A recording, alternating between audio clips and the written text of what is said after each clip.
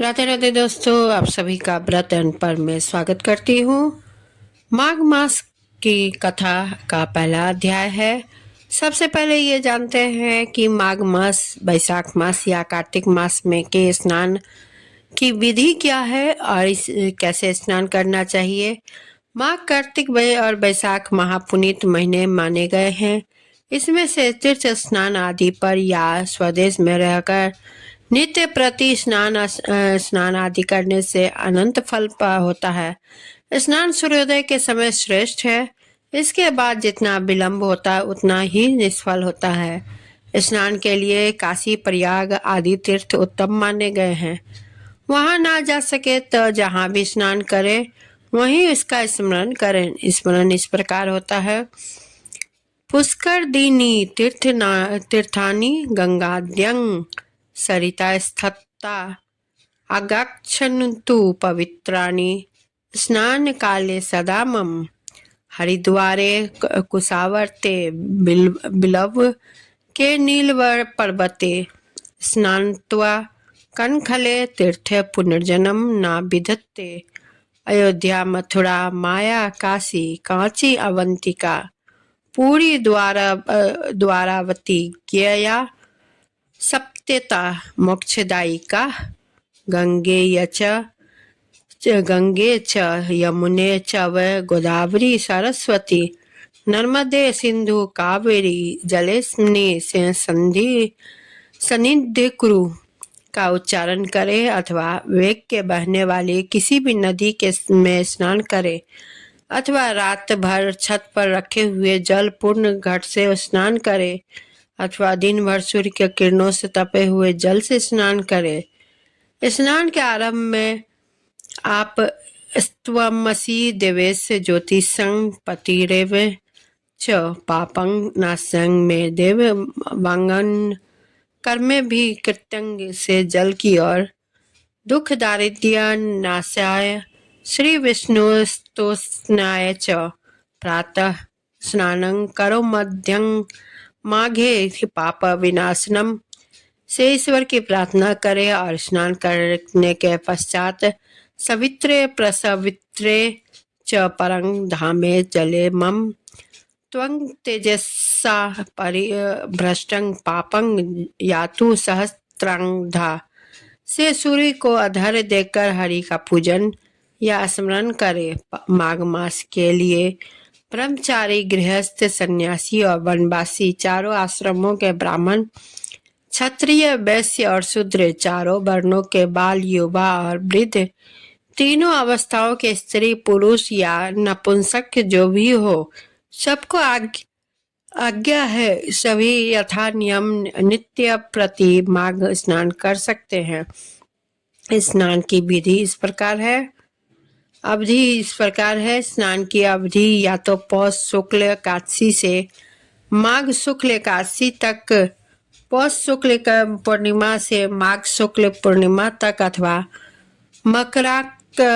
मकरार्क में यानी मकर राशि में सूर्य आए उस दिन से कुंभ राशि तक जाने तक नित्य स्नान करे और उसके अंदर यथा अवकाश मौन रहे, भगवान का भजन या यजन करे, ब्राह्मणों को अवतरित नित्य भोजन कराए, कंबल, मृगा, चर्म, रत्न, कपड़े, धोती और पगड़ी दान दे। एक या एकाधिक 30 द्विज दंपति के जोड़े को सष्ट्रस भोजन कराकर सूर्य में प्रियतंग देवी विष्णु मूर्ति निरंजनं से सूर्य की प्रार्थना करे। इसके बाद उनको अच्छे वस्त्र, सप्त धान्य और 30 मोदक दे। स्वयं निराहार, शाकाहार, फलाहार या दुग्धाहार व्रत अथवा एक भुक्त व्रत करे। इस व्रत प्रकार काम, क्रोध, मद, मोहादि त्याग कर भक्ति, श्रद्धा, विनय, नम्रता, स्वार्थ त्याग और विश्वास भाव के साथ स्नान करे तो अश्वमेघ आदि के समान फल होता है और सब प्रकार के पाप, ताप तथा दुख सुख दूर हो जाते हैं। अब माघ मास की प्रथम अध्याय का आप कथा सुने।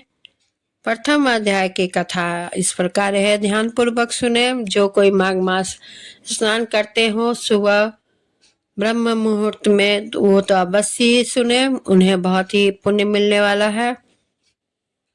एक समय श्री सूत जी ने अपने श्री गुरु व्यास जी से कहा कि गुरुदेव, कृपा करके आप मुझे से माघ मास की महत्व कथा कहिए, क्योंकि मैं आपका शिष्य हूँ। व्यास जी कहने लगे कि सूर्यवंश के राजा दिलीप एक समय यज्ञ के स्नान के पश्चात पैरों में जूते और सुंदर वस्त्र पहनकर शिकार की सामग्री से युक्त कवच और शोभायमान आभूषण पहने हुए अपने सिपाहियों से घिरे हुए जंगल में शिकार खेलने के लिए अपनी नगरी से बाहर निकले।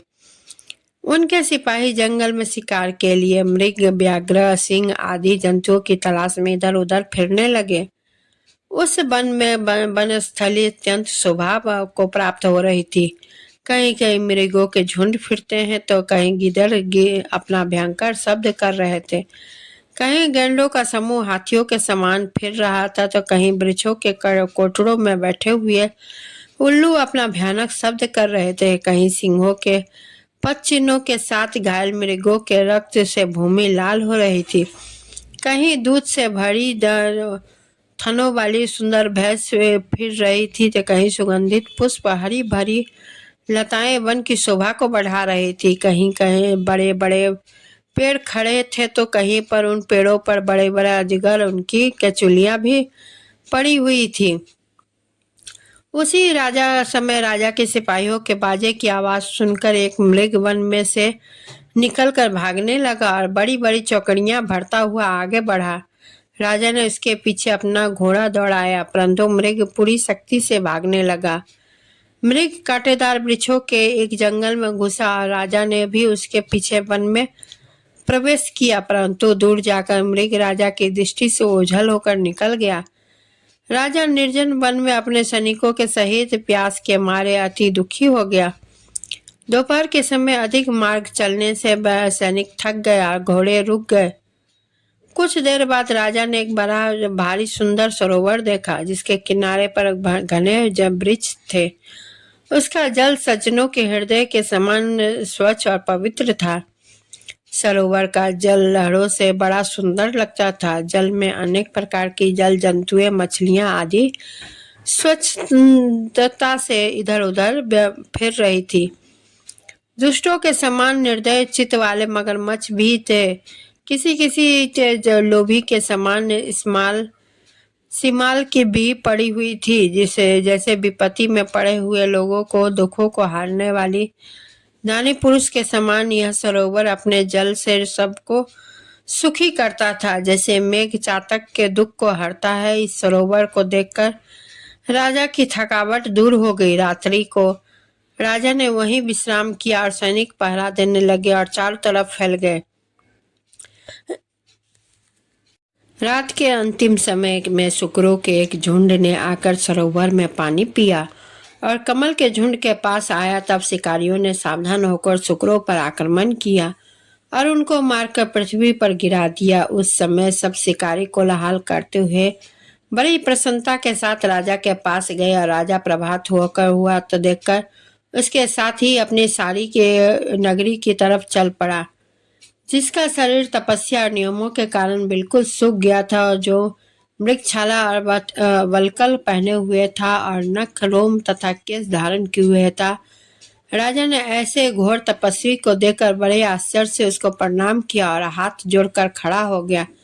तपस्वी ने राजा से कहा कि हे राजन, इस पुण्य शुभ माघ में इस सरोवर को छोड़कर तुम यहाँ से क्यों जाने की इच्छा करते हो?